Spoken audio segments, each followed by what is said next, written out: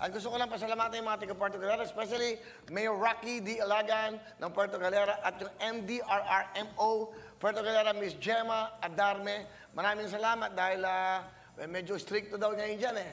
Kasi pinadala ko yung sasakyan dyan, may dala kaming konting mga regalo, yung aming elf, para sa mga kapatid natin, mga katutubo dyan. So, may mga dala kaming noodles, kung ano-ano man, kasi siyempre mahirap. Kaya buhay ngayon, John.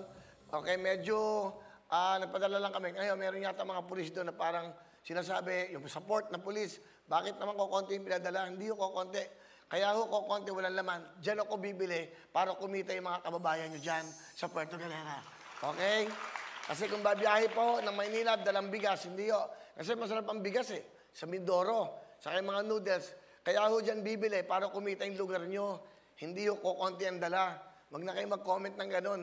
Hindi nyo naman alam yung plano namin. So, ibig sabihin, kasi na-checkpoint yata sila, wala naman masyadong dala.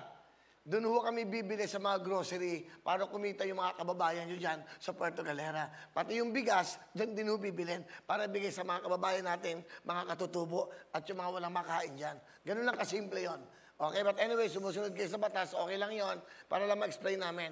Yun lang ho. At also, darating na bukas yung bigas, no? Yung bigas na binigay ni Branchong, yung worth 3 million pong bigas, starting tomorrow, meron na tayong bigas na 500 muna. So yung mga barangay po na na-lockdown, tulungan natin dito sa Quezon City, saan pa ba yung mga pacheck natin, no? Manood tayo ng 24 oras para malaman natin yung wala na talaga nakakalabas. Pwede naman ho yan, bigay sa local, sa mga kapitan o sa mayor nila.